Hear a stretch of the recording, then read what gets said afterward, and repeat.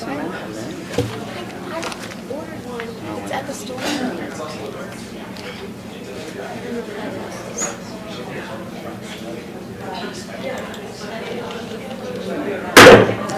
I'd like to call the USD 489 Board of Education meeting to order for April 25th, 2022. I want to welcome everyone. We are short one board member tonight. Tammy Welbrock is out of town and will not be coming in on Zoom, or she is just going to miss the meeting tonight. With that, do I have a motion to approve the agenda? I'll make a motion to approve the agenda. Do I have a second? I'll second. I have a motion and a second to approve the agenda. Any discussion? Mr. President, Yes. 3 weeks ago, I requested for admin salaries and benefits to be put on the agenda, and you did address that Yeah. for last meeting, but what about previous meetings? You said the timing. The reason is that we only have one meeting in May, one meeting in June, and then we're hoping to maybe, we never know about negotiations, but to be prepared to negotiate with the administration, we need to have some discussion about that. I just want to know what your timeline. Alan, I would say it's very, I'd almost guarantee you it'll probably be on the May On May? agenda. Since we only have one meeting in May, one meeting in June as far as I know. And like you said, my hopes are we wrap up negotiations by one of those two meetings. Okay, any other discussion on the agenda? Yes, sir. Okay. Mr. President, I was wondering about updates and changes to the agenda. I mentioned this last time and about personnel transactions. They are on our agenda, but they're not on the public agenda, and that's where I saw that they weren't on there. Right. So if it's public information, why wasn't that put on the Friday agenda?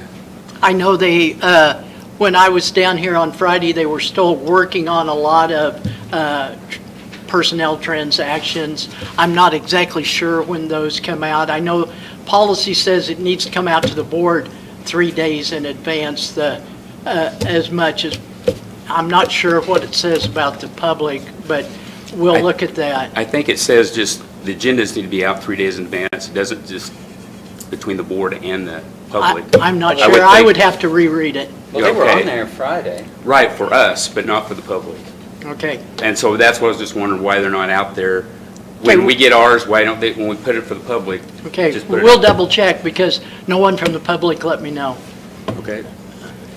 Well, the You're the reason I first- know is that first I word look on my that- phone and it wasn't hooked in, and so I just go to the Okay. open side and they're not on there. And then when I go and look on the ones for board members, then they're on there. So I don't know if there should be a difference if it's public information, is what I'm saying. Makes sense. Okay, thank you. Okay, any other discussion on the agenda? There were some changes from Friday's agenda. And is there a way that could be highlighted at the beginning that said, oh, we have some updates on those agendas, just so that if the board members had looked 3 days before, they might not have noticed it, but there were a couple things that were a little bit different, so. And I know things happen, so maybe put them in red or just say, okay, there was 2 updates to the agenda so that we know.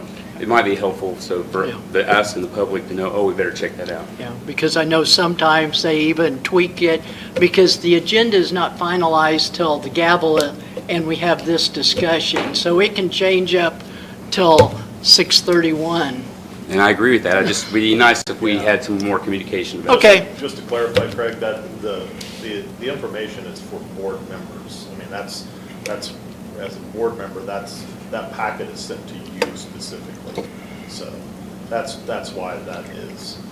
Now, when it becomes public, once we discuss it, then it becomes public. So, just so you understand. All those people that are on that list that request for the agenda, Yeah, they request the agenda and they see what's on the agenda. But there is some things that, as a board member, you have the right to have access. I understand that. I'm just saying that things that are public, just why is there a difference if it's it shouldn't matter? That's what I was just wondering. Okay. That why we can look at that and see about getting that out so that we can be transparent and everybody knows what's going on. I think we are being transparent. That's a real catchy phrase, that transparency thing. I just wish better communication so Yeah. that people in the community know, whatever Yeah. you want, how you want to use I it. hear that too many times from Washington and Topeka, so we don't need it here. Okay, any other discussion?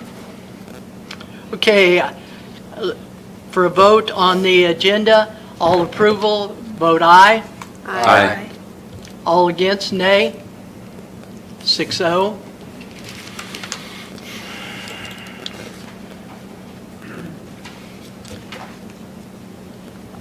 At this time, the president usually goes over, I will go over tonight, the USD 49 district mission. The mission of the USD 49 is to provide a quality learning experience for every student in every classroom every day. That is a reminder for the board, the public that's watching as we start our meeting. And I want to take that just a little bit further. That mission is to support the district. The USD 49 board includes supporting a vision that encompasses high student achievement, highly effective staff, effective and positive communication, and effective management of resources. So I just think it's important that we get our mission and our values out as a board at every one of the board meetings. Okay, moving down to 2.0, the consent agenda. Do I have a motion to approve the consent agenda? I would so move. Do I have a second?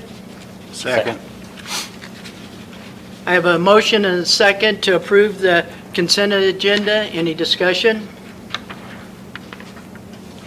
Hearing none. I have the motion to approve the consent agenda. If approval, vote aye. Aye. Aye. Not approval, nay. 6-0.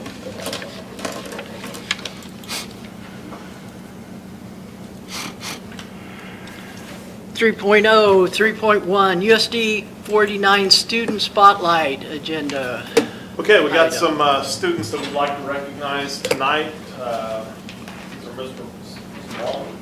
He snuck out the door. Went that way. Come on up, guys. Come up here. Stand up here in the front.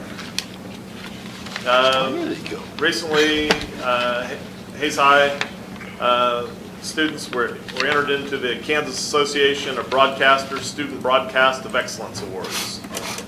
Here are the following. You can raise your hand so they know who you are if I read your name. Best Podcast. This is for high school radio. Best Podcast, first place, Jackson Reed, Tayden Shuck, Alex Johnson. Good job.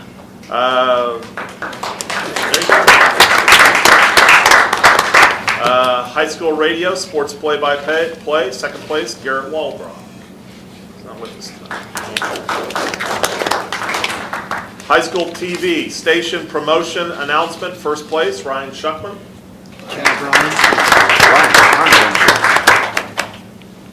Promotional video, first place, Ryan Shuckman. Good job. I'm telling you, some guy kind of swapped the awards, didn't he? Public affairs program, first place, Ryan Shuckman and Taylor Salida. Tyler Holiday. All right. Excellent. And entertainment program, third place, Ryan Shuckman and Tyler Salida. Soliday. Sorry. So, congratulations, guys, excellent, and Mr. Ballman, congratulations, even though you snuck out on us. I don't know which way you went. I He is missing. So, yeah. thought I saw something go that way.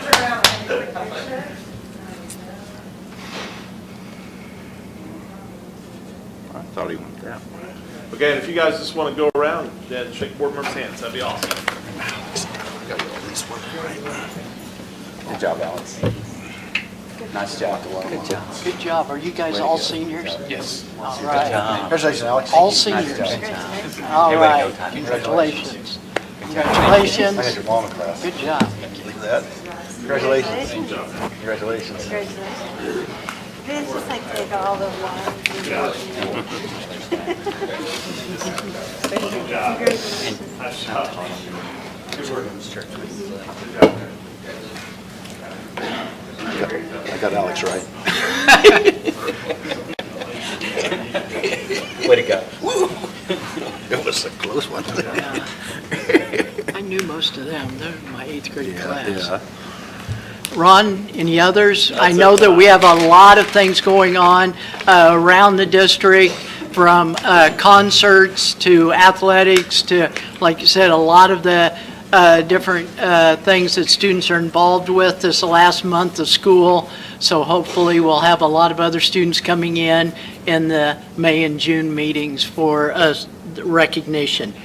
Okay, 4.1, public comment. Before I ask, the board requests that all members of the public respect the rules outlined below so that everyone that wants an opportunity to provide input will be given the chance. Speakers are asked to start with stating their name and address where they reside. Speakers are limited to 3 minutes to make their presentation. Speakers are asked to make only points that have not been made previously, except to ask clarifying questions. Board members shall not interact with speakers at open forum. The board asks that all members of the public respect the rules so that everyone wants an opportunity to provide input that has not already been given will have a opportunity or chance. Do I have anyone that wants to address the board? Yes, come on up.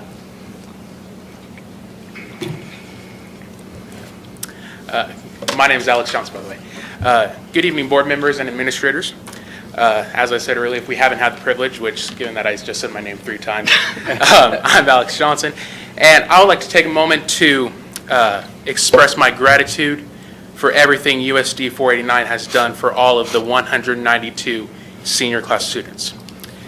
In less than a month, our education journey as students here in 489 will come to an end.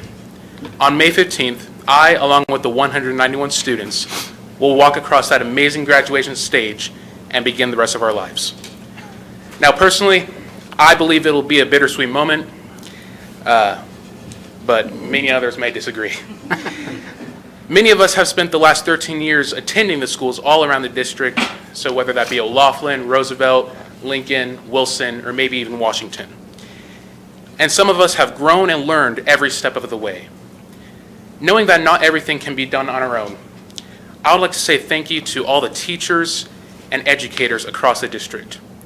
Being a role model and a mentor to some is not an easy task to do or accomplish, but somehow, some way, our amazing teachers find a way to do it. After graduating, seniors will either spread across the entire city, state, or even country. So for example, KU, K-State, WSU, and my personal favorite, Fort Hays, may be on people's radars. However, no matter where we go or what we may do, we will never forget our time here in USD 489. So with that, thank you for making it an honor and a privilege to be here to learn and to grow with all of you. But most importantly, thank you for being there for every student every day. Thank you. Thank you. Thank you. Well said. Do I have any others that want to come up? Yes, please.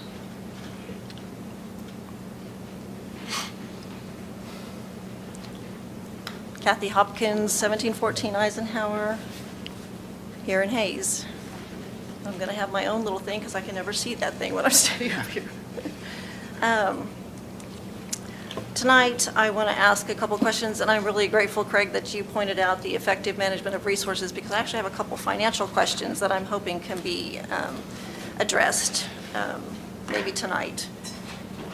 So on the check register, I saw on page 7, Mr. Jeter's fees for every month that for being in these meetings.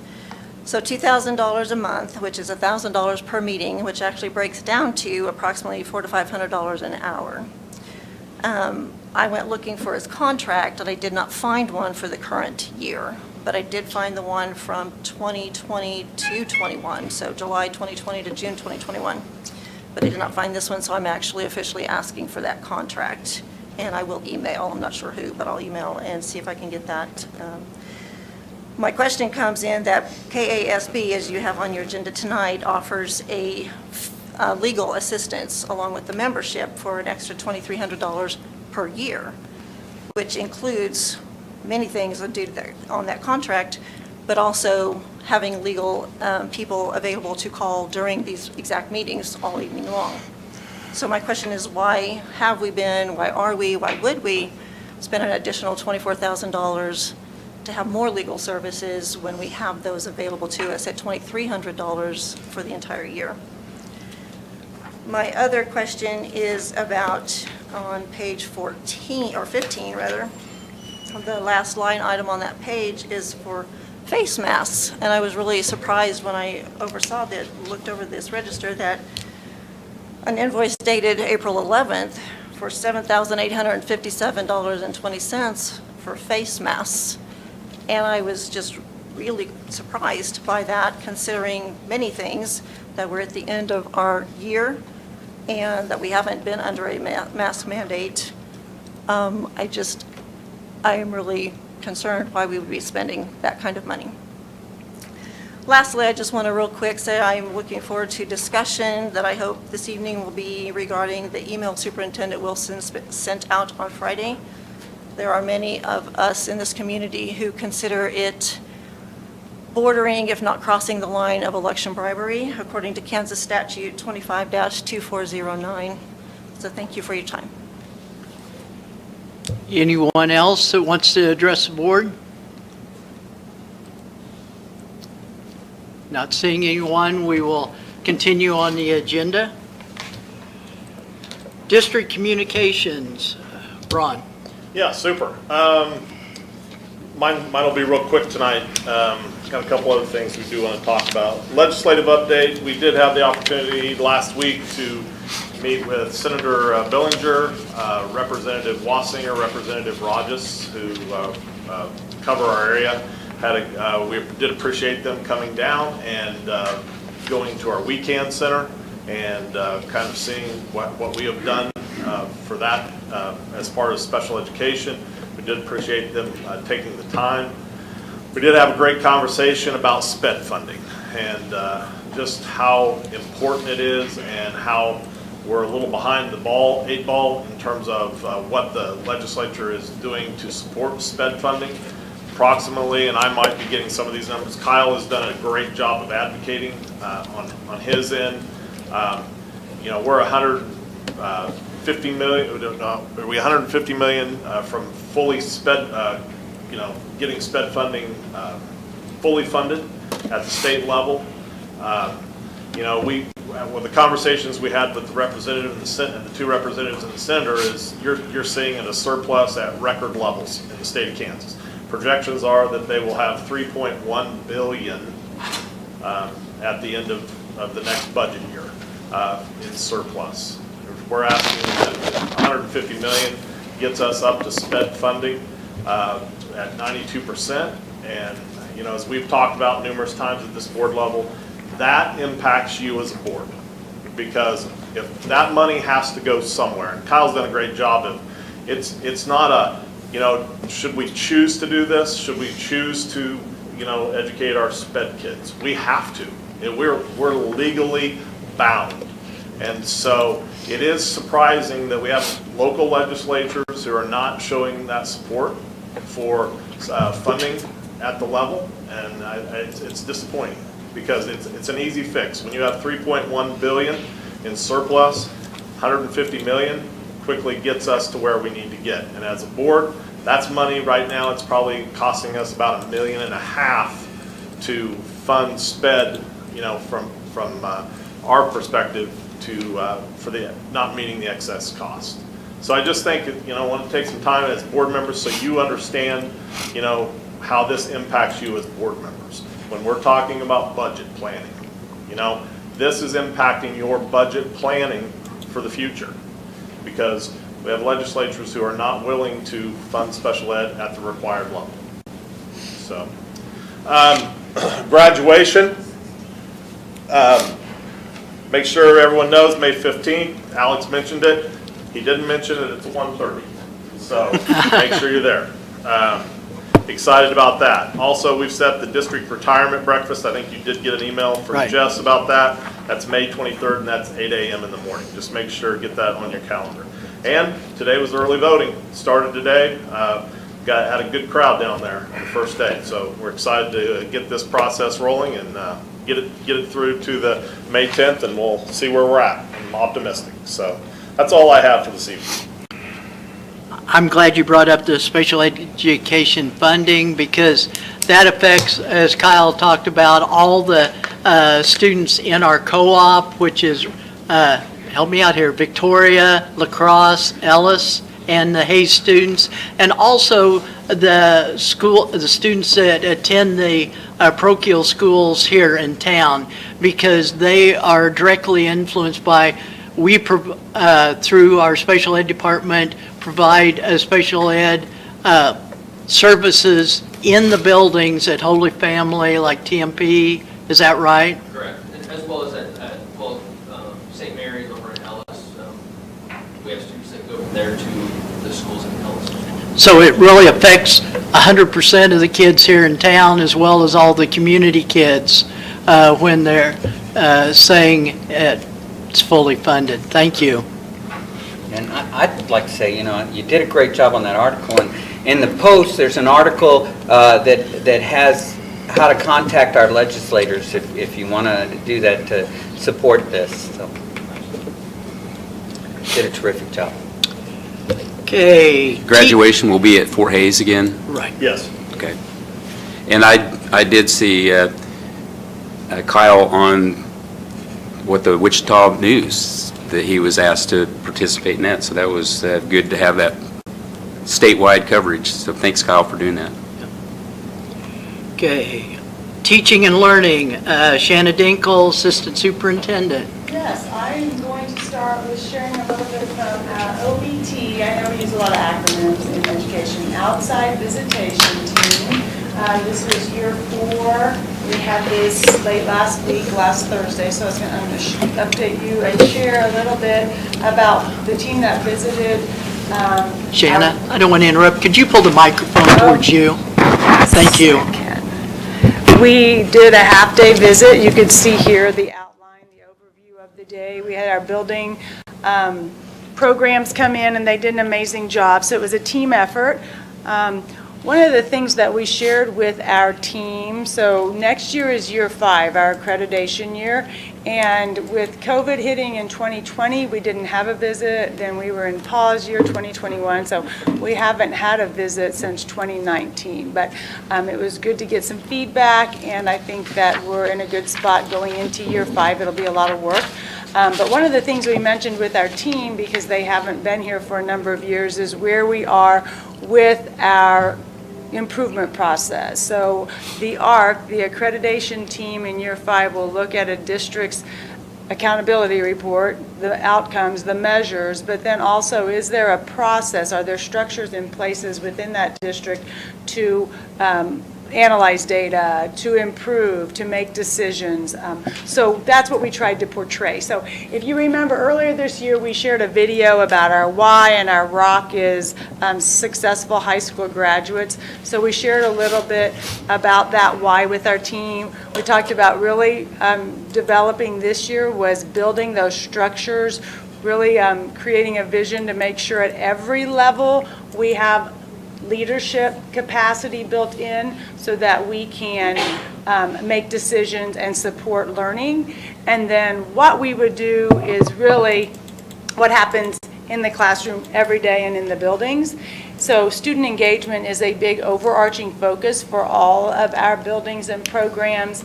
And then with our Leading for Impact training and work that we've done this year, each building has an action plan based on the needs at their buildings, and this just highlights some of the different focus areas of those buildings. So we shared that, and again, every building program administrator director came in and shared a little bit about what was happening in their building.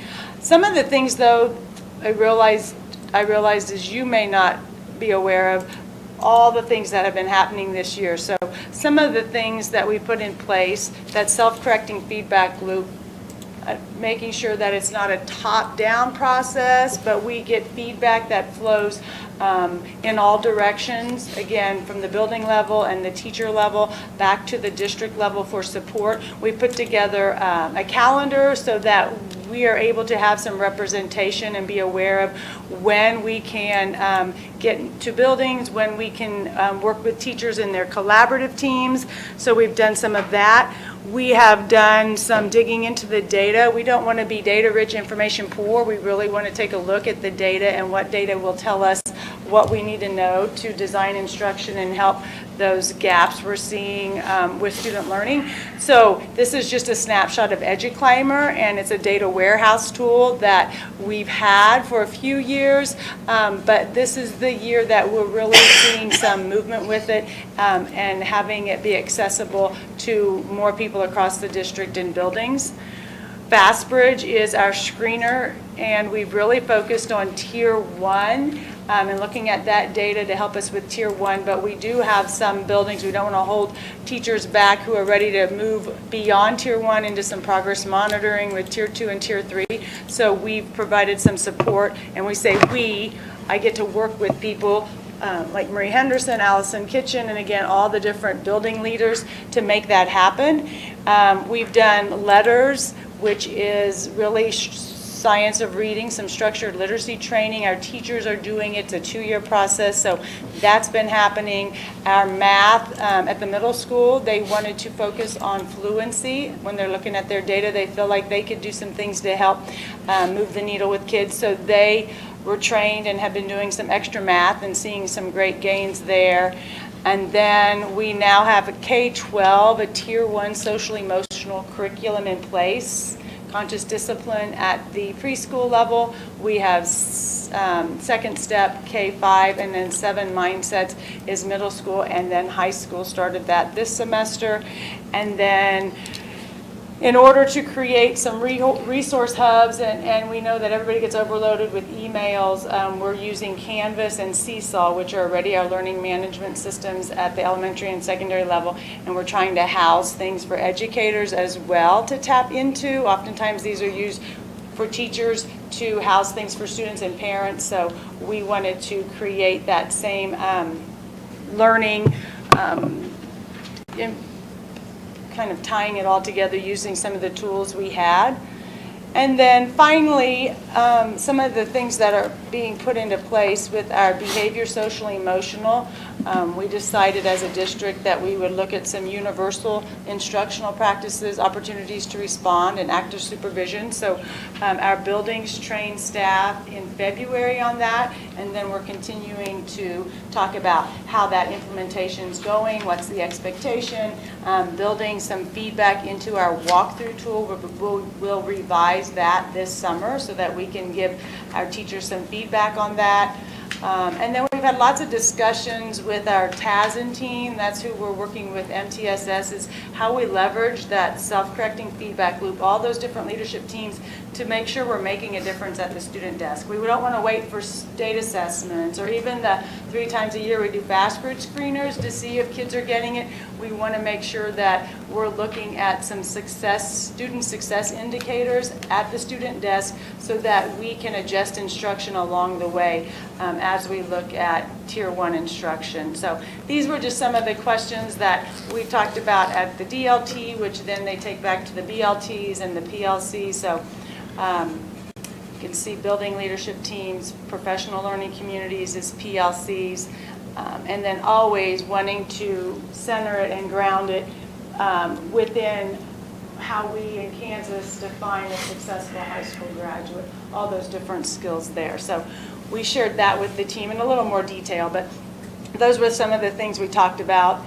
As we look here, again, what are the pebbles, the things that happen each and every day for every student every day so that we can really move the rock in the end. And again, it's the work of the amazing teachers just like Alex shared. One of the things that we were complimented on, our outside visitation team, our chairperson's from Twin Valley, which is in Bennington. She's the superintendent.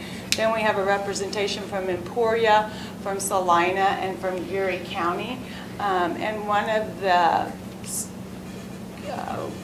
probably noted for us was how we were able to get our post-secondary success rate at 72%, nearly 75%.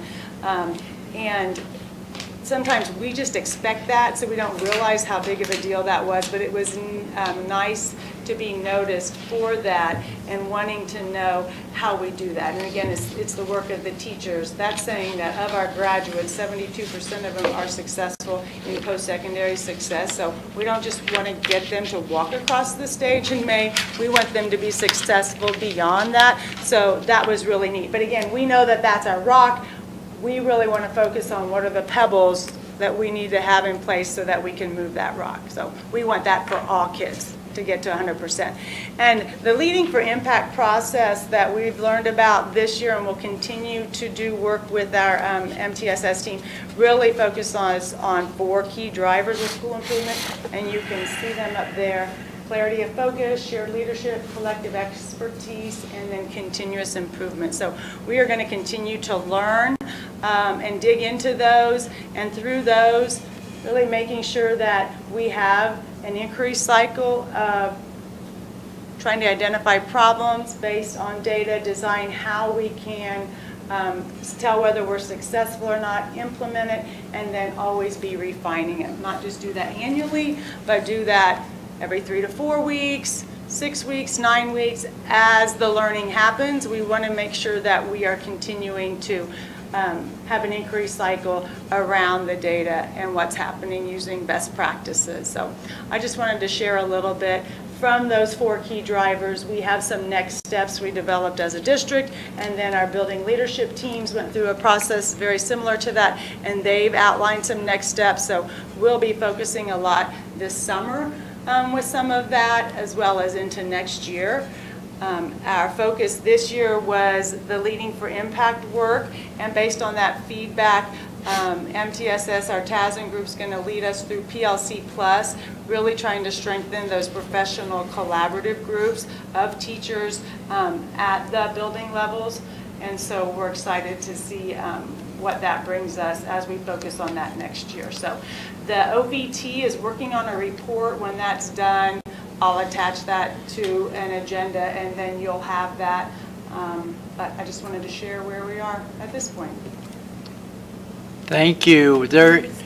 It's just amazing, wow, all the stuff that's going on to support teachers. I've been out of the building for 4 years now, and when I left 4 years ago, the catchphrase was completely different than it is now. It was just basically school improvement, but now they've giving the teachers so many more resources, and from the district leadership team to the building leadership teams, and we talked to even at negotiations of we recognize how much the teachers are spending outside of the regular day working on all the school improvements. So our teachers are working harder than ever.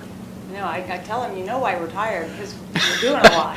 There's a reason you're tired. And so, yeah, we have amazing teachers, building leaders, so it makes our job easier. But I wanted to share that and highlight that. And then next, at the May meeting, there are some curriculum. We've done some review, some instructional materials. So I will be bringing some of those to you. We're still working on quotes and prices for some of that. But we talked a little bit last time about that. And so that's something that I'll be bringing in May.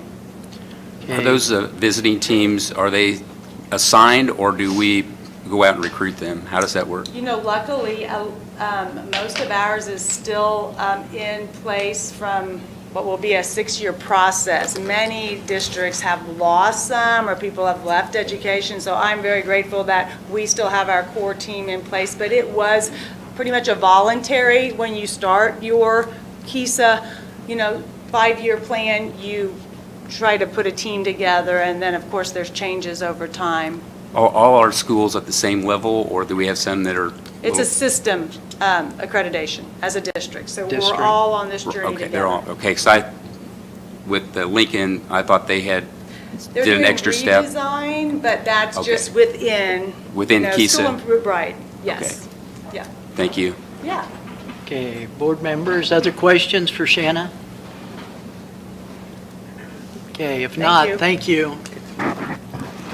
Okay, Agenda item 5.3, Ksde Audit, Chris Hip. When you think of audit, you get scared, but this is good stuff, it looked like. Yeah, overall, good stuff again. So when we have a couple of different audits, right? One would be the single audit with our accountants and the CPAs with that, our partners at Adams Brown, looking into all of the workings and everything else. This is the Ksde audit. So really, they're looking at three different things. They're looking at student, it's all about student numbers. The three things they're looking at would be head count, our weightings, different weightings that we have, and then all of that rolls up into what's called the full-time equivalent, or the FTE. And you'll note, this was a late addition to the agenda, even this afternoon, because we're still in the process of wrapping it up, but we're close enough that it felt like good time, good and safe to talk a little bit right now. The handout that's in the onboard docs, I'm going to start with page 2 and kind of work up to the top from there, because page 2 starts with the head count. So really, that's informational. Ksde counts it, or starts with that, because that's kind of the base layer of getting to all of the different fundings. But the base layer really is just that head count. So you can see this year's audited head count, when you include all of the kids that are stepping foot in the buildings, would be 3,233. So about 10 more than what we had last year, a year ago, September 20th. And all of these numbers, all of these numbers are based off of a single point in time, which is September 20th. That's the count date. So after we look at the head count, then I'm going to talk a little bit about the FTE, which is the full-time equivalents. This is an important number because that's what our base state aid is calculated on. What happens when we go to budget time in August and we're publishing budget, the revenue is going to be based off of your FTE, and we look back last year and 2 years ago each year. So it's whichever is the higher of the 2 previous years.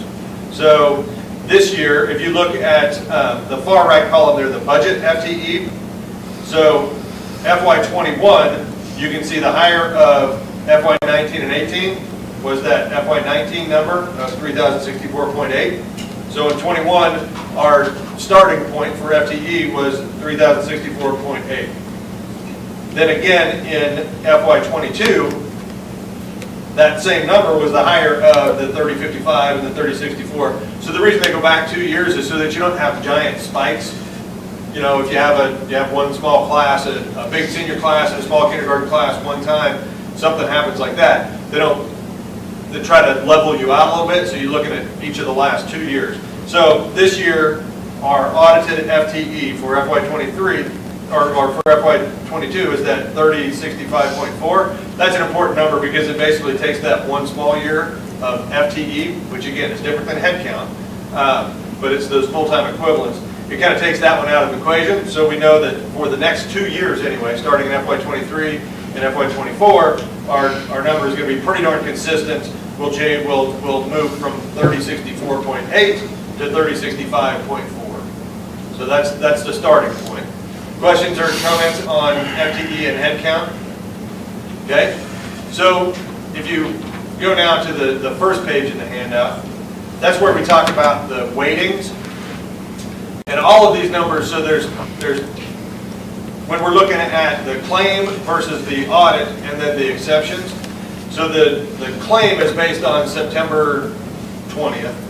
We complete a report called the SO66, and so every district in the state submits that to KSDE, and then that is a sharper view, so that the first time all of this stuff is guessed at and budgeted on would be in July and August when we're prepping the KSDE budget. So we put it together in August, July, put it together in July. In September on the 20th, then we report it right after the 20th. And so that's a little sharper view. Now, so what you're looking at, the claim versus the audit, is September 20th versus after they come on site and we do all of our records review and get everything basically squared up and perfect. So the audit numbers, when you look at our head count, it went down 6 from September 20th claim. A lot of that is kids might be enrolled. So in order to actually count, you have to attend on the 20th or at least one time by October, whatever it was this year. I think it was the 7th or 8th, I think. So say we have a student who doesn't physically attend, we would be reporting them on September 20th, but then come audit time, they would actually get pulled out. So we had, when you look at the pluses and minuses over the course of that time, we were down 6 from what was reported on September 20th. Our weighted enrollment is down a total of 3.8. I'll talk about what all goes into that. But those are all pretty consistent with what budget was built on and pretty much what we would expect to see within range of that. So the auditor looks at several different things as we move down that 2021 school year, checking to make sure, A, we have enough minutes, so we didn't have too many snow days and seniors didn't let out too early, so we're okay with minutes for seniors. Indirect costs, we see a negative number there, but that's really just a calculation in the background. I know Donna uses those for some of the federal grants and things like that. We estimate those indirect costs, and then after final salaries and everything else are in, then those get squared up. But that one doesn't actually impact any of our state aid. The mental health intervention, that was actually the $287 in exception was a calculation error on Ksde in their spreadsheet. They said we were actually 0, so there's no change in that. That'll be one of the things that over the next day as we move from the preliminary to the final, that will go to 0, so no change there. Transportation, we get kudos every year about what a great job transportation department does. No change. You can see we just traded $69,000 out of so we track regular route versus the activity. They get tracked separate. There was one little flop there, but it doesn't change anything at that point. So no change really in transportation. That was above. Driver's ed, no change. Kudos again, Mr. Rupp and the driver's ed team do a great job every year. No change there. Special ed transportation entitlement. So right now, we're in the process of estimating how much we will spend on special education transportation for the entire year. So you do that always with a few months left in the year, and then they come back at this time and settle up the difference. So bottom line, we underestimated by about 12,000, so they add back in 12,000 on our audit here. Parents as teachers, no change. They do a great job there too. KBC, so we provide the services, educational services for the students that are, the kids that are in residence at KBC. You can see we report the number of kids that are there. That sets what our funding cap is for those students, and then basically it becomes a wash at that point. So we actually had in the claim, we had $105,000 in expenses. You can see our audit is only $60,000, so the exception would be $45,000. That $45,000 is actually what we received in special education state aid for those students. So we spent $105,000, we got reimbursed $105,000. It's just that on the general ed side, they're showing here on the general ed side, you're not going to get paid twice for it. You're not going to make money. So they pull out the $60,000 that we got in special ed aid for students that were there that happened to also have an IEP. Mentor teacher payments and National Board Cert was all good, no change there. We did underestimate a little bit, so it's the same kind of thing as transportation. Right now, we're estimating for final year expenditures. So last year, we underestimated a little bit on the on professional development costs.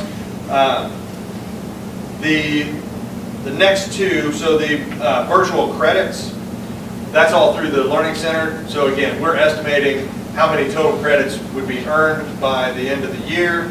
We overestimated a little bit, so that'll come back out of our funding next year. So we don't physically write a check to KSDE. It just reduces our state aid next year by that amount. And then free and reduced changes due to verification. That's actually just reporting for KSDE's purposes. But bottom line is from our claimed to our audited, we had 6 students, a total of 6 FTEs or 6 weightings that got taken away. So when we report on September 20th, we're reporting on, these are all the families that we are identifying as free lunch. That's how the qualification happens for at risk. We get funded based on that, but then when they come to do the audit, there are some parents that after the verification is done, they maybe don't qualify, or some of the students up in that head count waiting, say student was enrolled on September 20th and had done the at-risk, the pre-budget application, we report them, turns out they never attend school between September 20th and that date in October, then they would come out there too. So again, very reasonable and well within the range of what we would expect follow-up from Ksde Audit. So, stand for any questions or comments? They don't audit federal programs.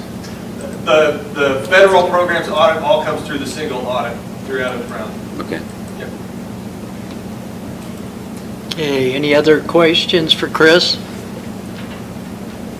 Okay, if not, thank you.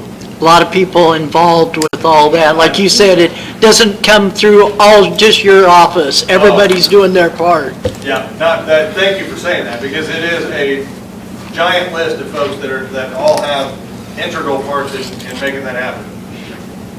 Okay. 6.1, request for approval to enter agreement with Russell 407 and the WCKSEC. I know Kyle talked to us as a board not long ago. Ron or Kyle? Kyle. Go ahead. This is just an update of what I talked to you about 2 months ago. I've been to, after meeting with all 5 boards that are involved, including Russell, I took some of that input, the questions that came from that, and added a few small changes to the plan that's in front of you compared to what it was when I showed you previously. I'm going to highlight those differences and then kind of stand for questions of what the next step would be.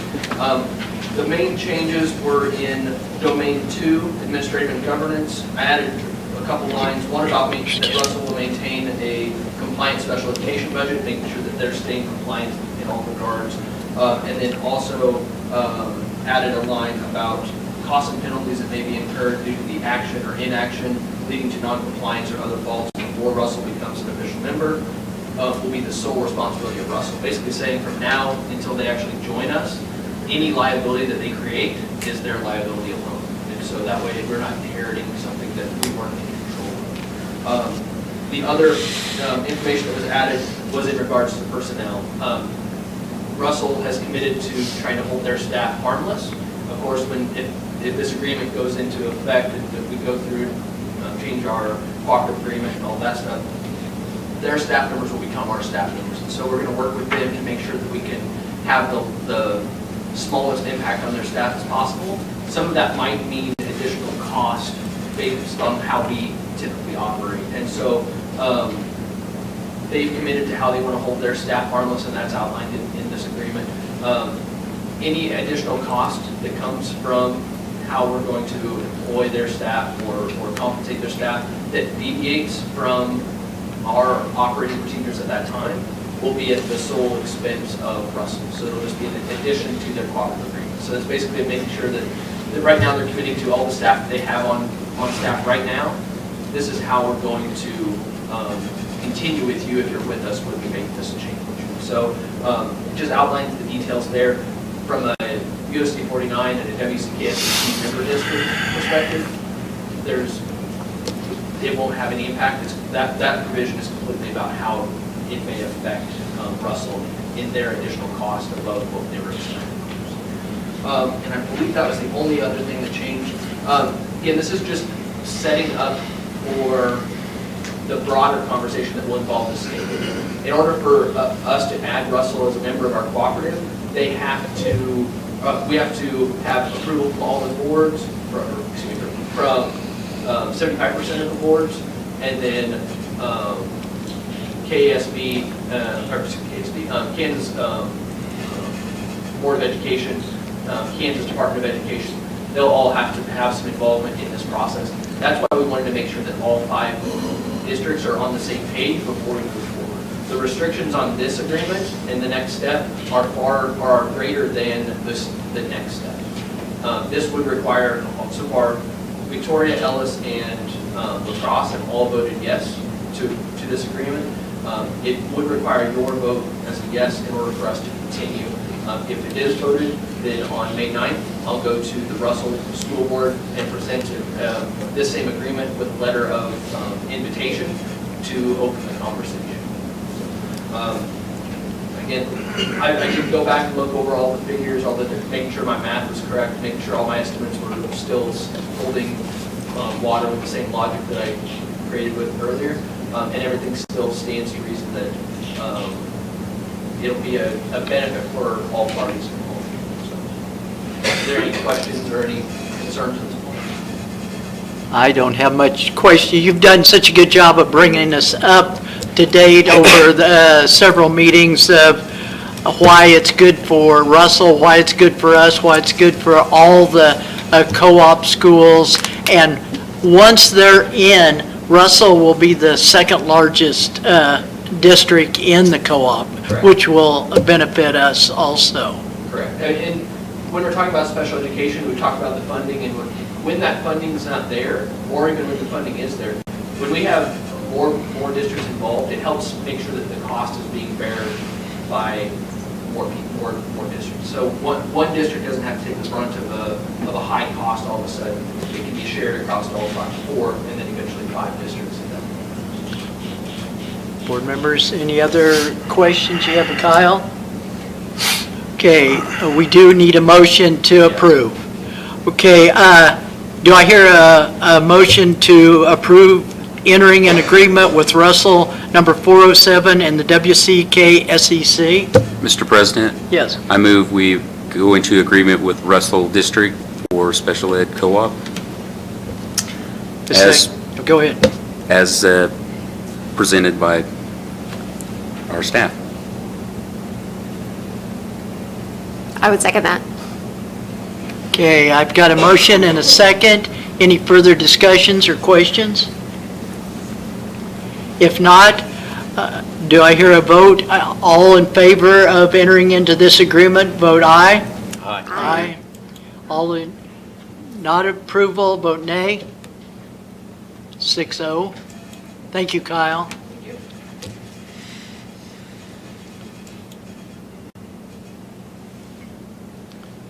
6.2, request for approval, security camera surveillance system, Wilson, O'Laughlin, Lincoln, and West Side. Okay, this just is is our goal to complete the last piece of the security camera that we have been trying to upgrade in our district. If you remember last year, we upgraded at the high school, the middle school, and Roosevelt. And so you have a bid from Next Tech and for these 4 buildings, Wilson, O'Laughlin, Lincoln, and West Side. And Scott is here to answer questions. All right. Good evening. So Ron basically laid that all out there. Continuation of what we started last year. We did, as far as vendors interested, I guess, we had 3 vendors on our list. One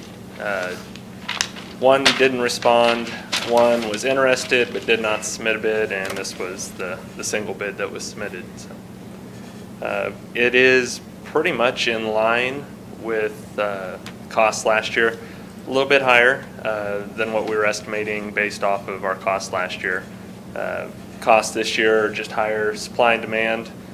Right now, to get stuff, I mean, I think everybody's aware of it. It's still not a smooth process to grab equipment. So that's factored into it. We also used Roosevelt last summer as kind of that estimating point. Failing, I guess, to take into account that when they did the HVAC project last summer at Roosevelt, we were also recabling the building at the time. So we recabled in-house. The buildings we're talking about this summer, the cabling is part of the cost, so that's why there's a little bit higher of a cost there too.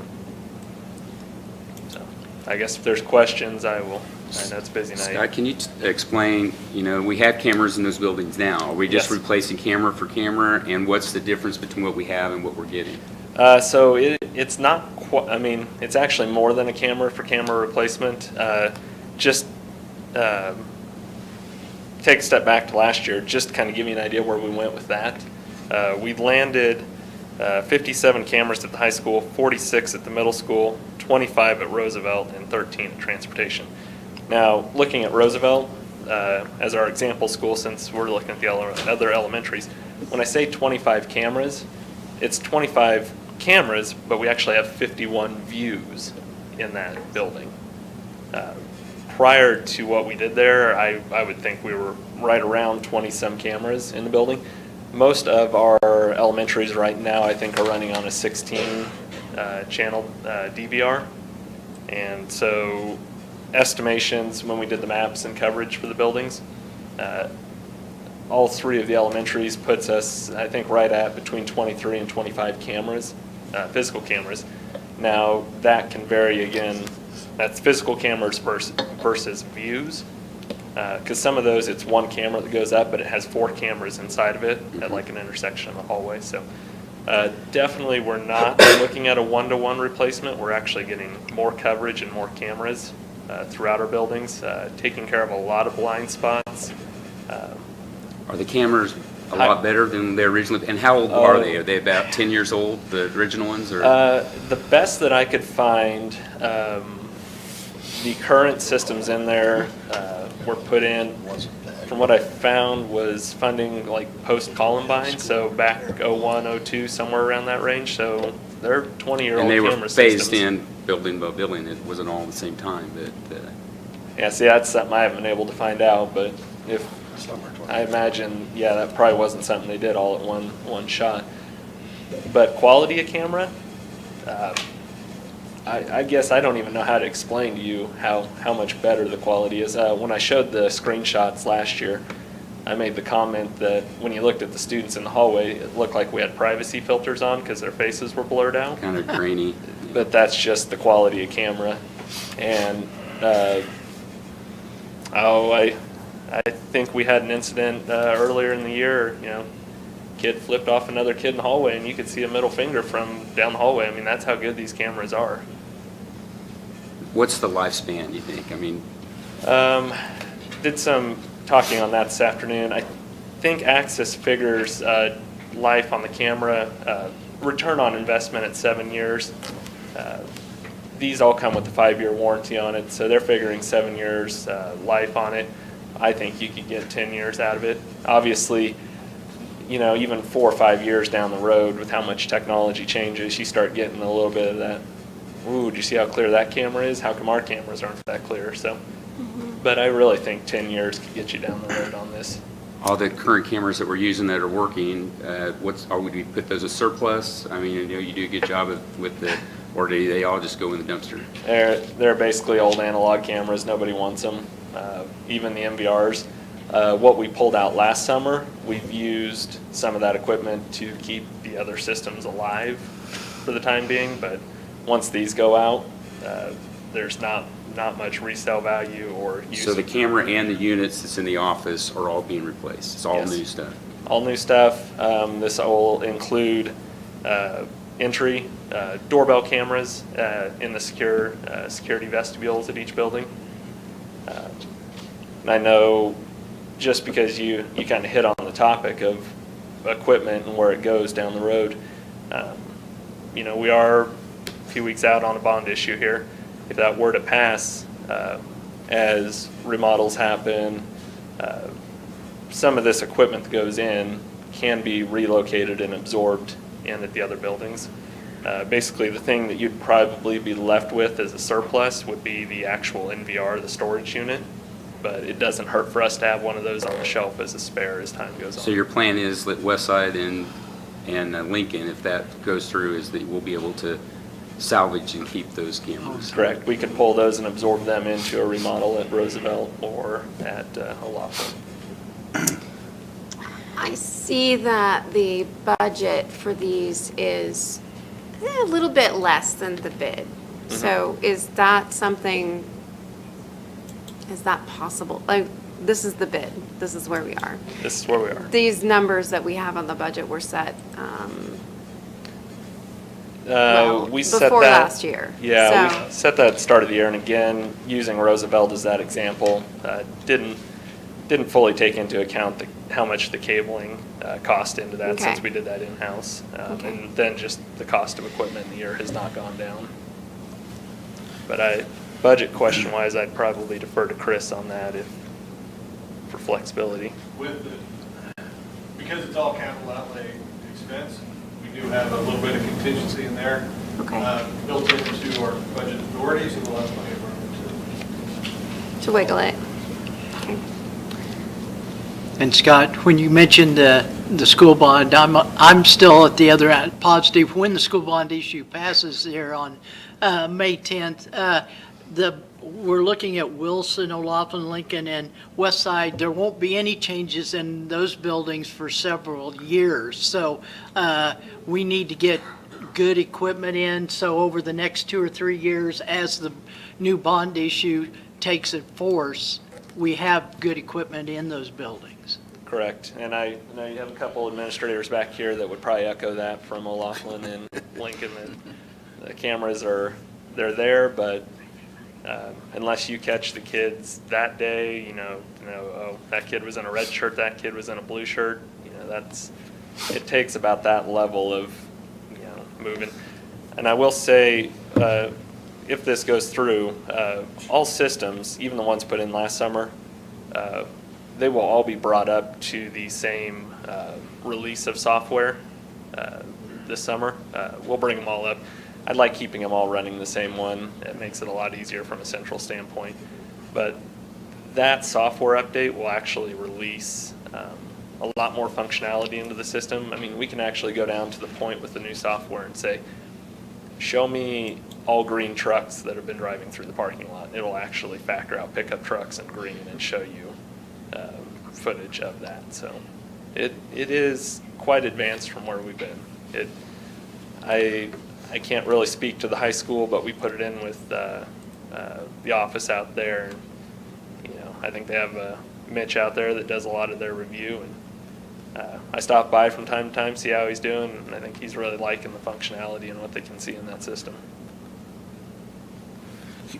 Scott, can you, on page, it's on, I think 10 of 13, can you explain, it says investment breakdown.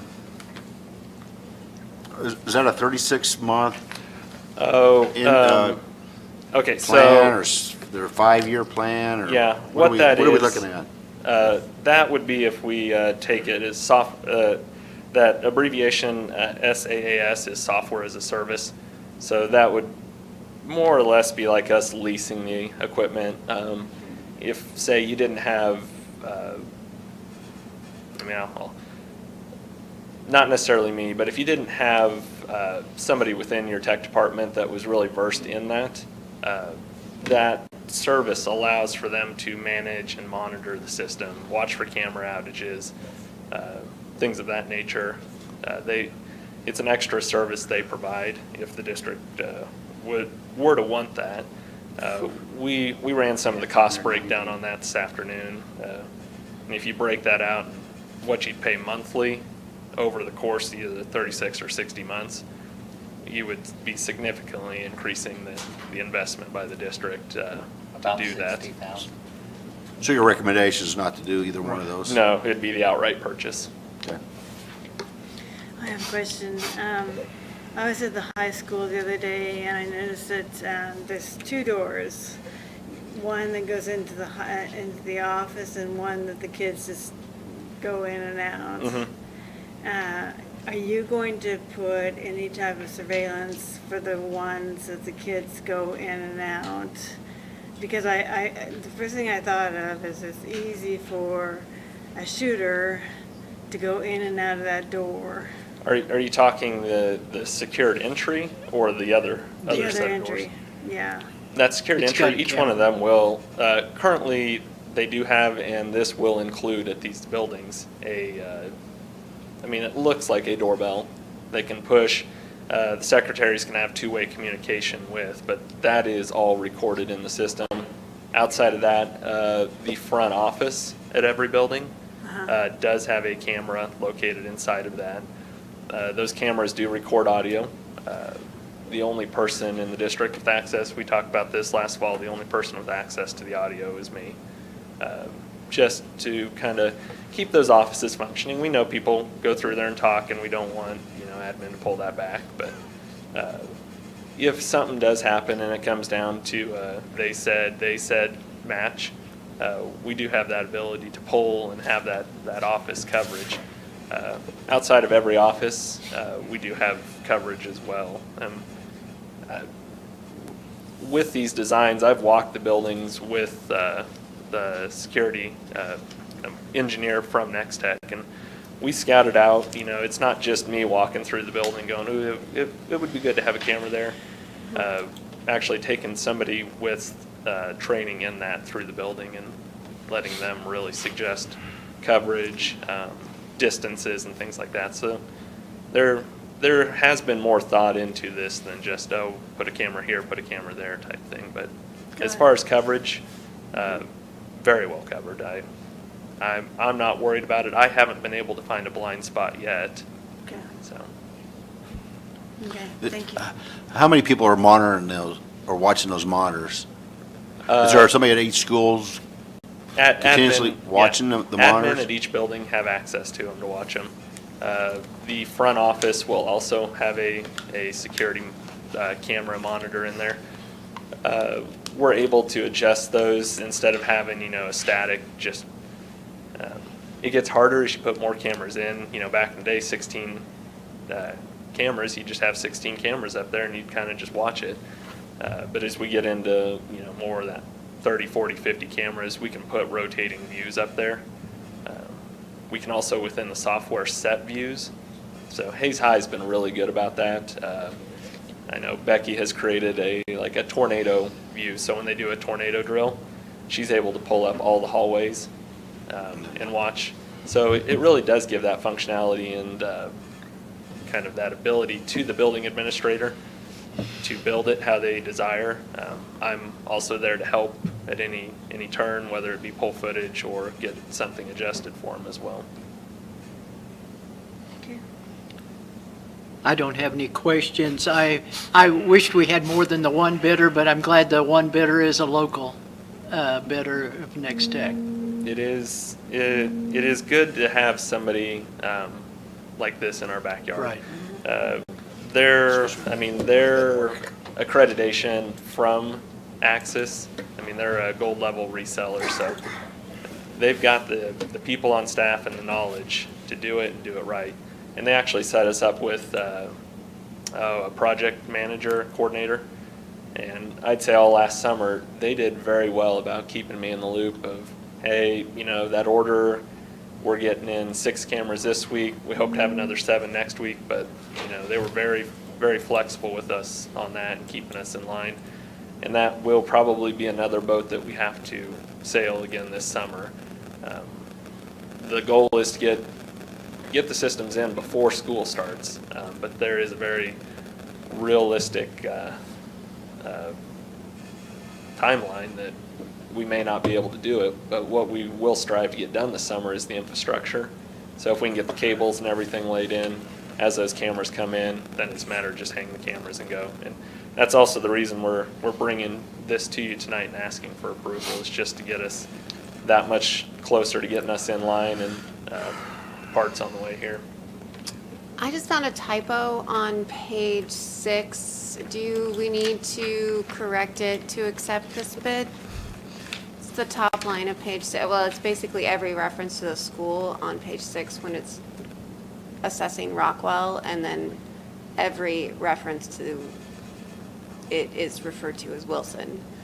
So do we need to look at that again, or do you feel like the other measures, the other specs are sufficient? The other specs are sufficient, because they've got it broke down by buildings. Yeah. I can have that Okay. cleared out, but as far as the agreement that's signed, is just that page with the cost on it. Right, and the one with the cost on it has significantly less expenditure for Rockwell, so I was.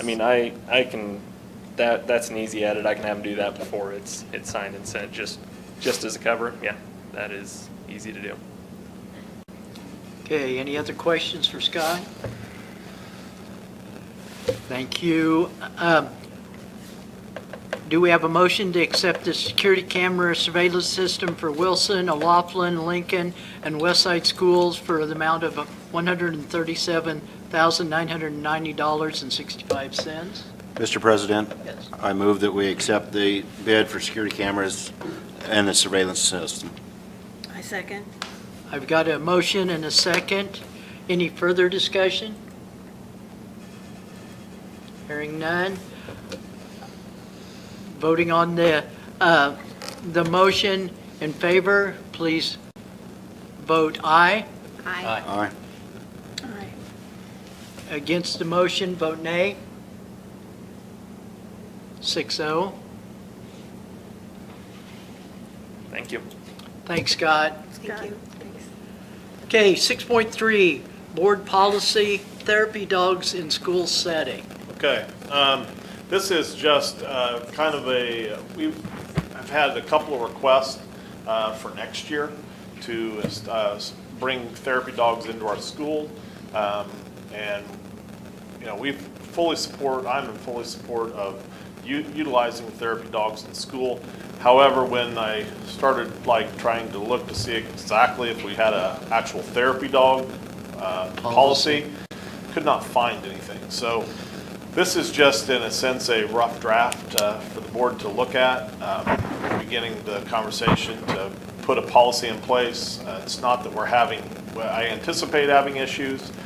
We currently do have one therapy dog in our district. That is a student therapy dog. That's at the middle school currently. And so this would be, these requests that I've received are more staff-driven, for staff to have, but this policy would cover student and staff in terms of having a therapy dog. Throughout the policy, I think what we're trying to just get across is that there's just certain things that we want to make sure that are taken care of, that the therapy dog's been trained, evaluated, registered, the handler has some kind of training, and just that once again, that the therapy dog is not it's not the school district's actual animal, and the handler assumes full responsibility for the therapy dog's care. And then we're going to require registration, make sure that they have all their shots from a licensed veterinarian, and just also that they understand that there is some liability that comes with them as the therapy dog's handler in case of a situation. So proof of liability of insurance. That's the draft policy I have before you. I don't know if there's anything specific that you looked at, that you had questions about. Bill did look it over. He told me he's not real versed in dog law, so. Canine. But you said you also sent it to KSB? Yes, I've also had conversations with KSB in terms of how these things can be, part of. And ironically, KSB didn't technically have a therapy dog policy that they could send us.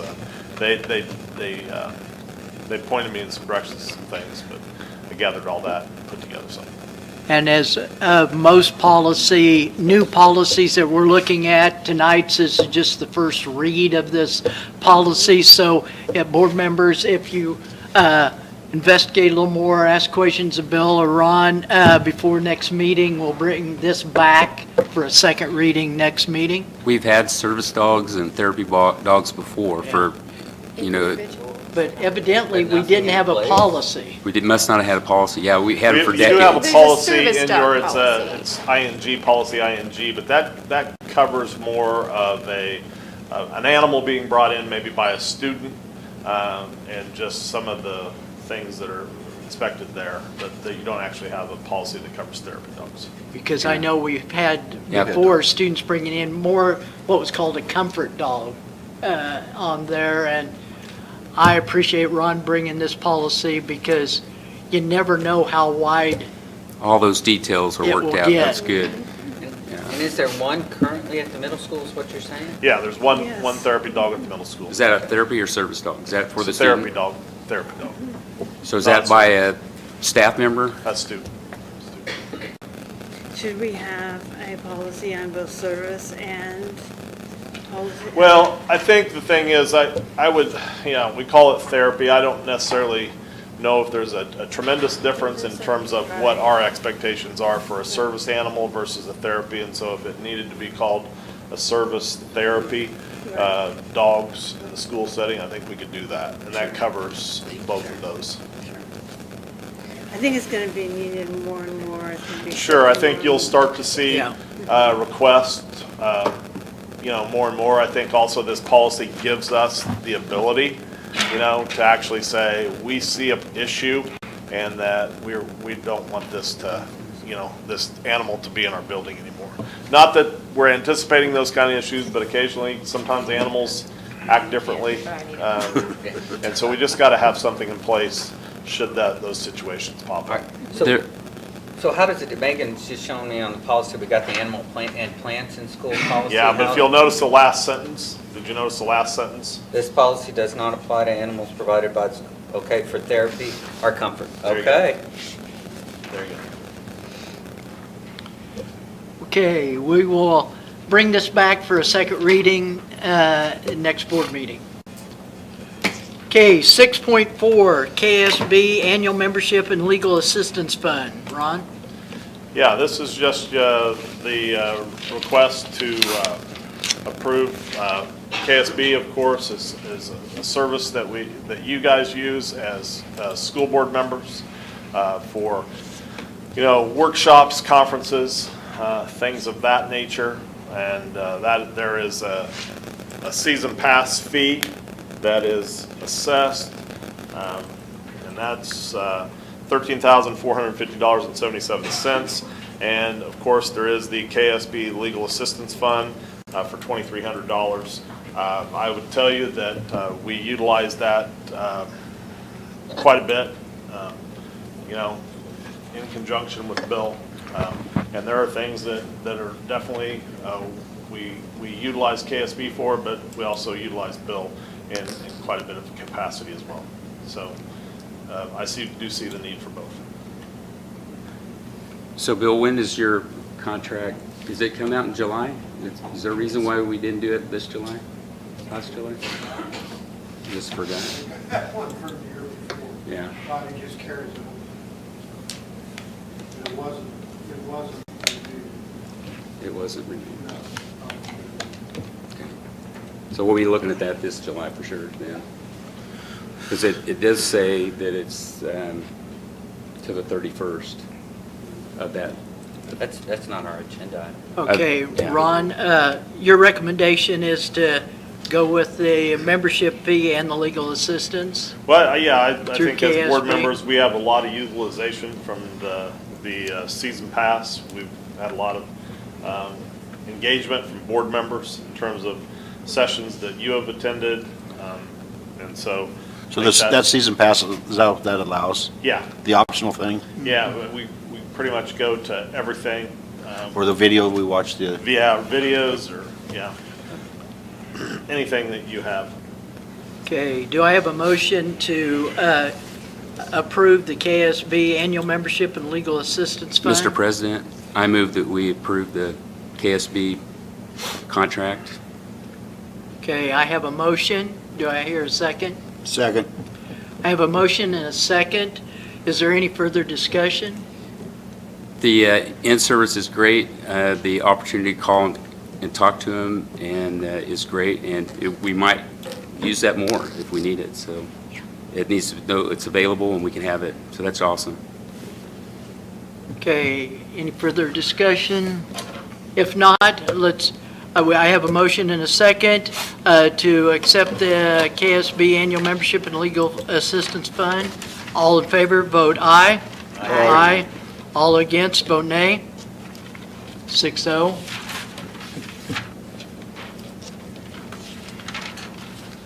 Six 6.5, Board of Education request discussion. This was brought back from last meeting.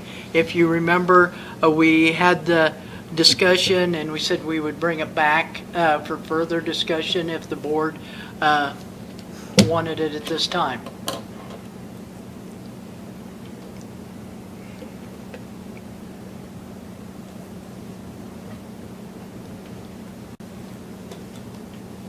Well, hearing no discussion, I will move to 7.1. We do have an executive session tonight scheduled. Let me get to my paperwork here.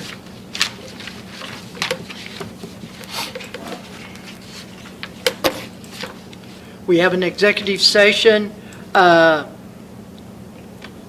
Motion to go into executive session for matters relating to employer-employee negotiations, whether or not in consultation with the representative or representatives of the body or agency in order to protect the district right to confidentiality of its negotiating position and the public interest.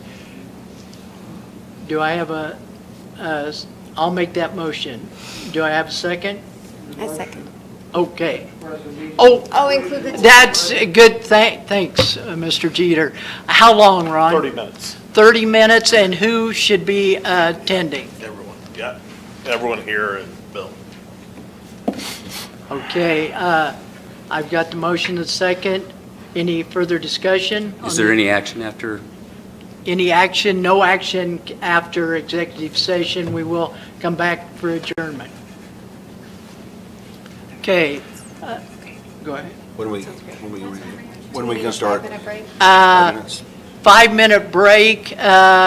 So executive session will start at, my bifocals, 7:55. 5 till, and we will be done at 8:25, back for adjournment. Mr. President, I don't know where it fits, but there is an in-service opportunity at Hayes Rec tomorrow having to do with teacher retention, and I think we have a couple people from our district. I'm going to attend. It starts from 1:30 until 3:30. There is a registration process, doesn't cost anything, but they said that you could just go if you want to, and you don't have to, you can just register at the door. Okay, thank you. What time again? Oh, 1:30 to 3:30 Okay. tomorrow afternoon. Okay, I've got a motion. Oh, I apologize. I think it's 12:30. Is that right, 12:30? Shanna? Well, when you said that, I thought. I think it's 12:30. 12:30 to 12:30. 3:30. That's right. Okay, motion to go into executive session. All in favor, vote aye. Aye. I'll second it. I thought we had a I second. think I second. Yeah. But All in it's favor? fine. Like, it, you know. Vote aye. these are- Aye. Aye. All Aye. against, vote nay.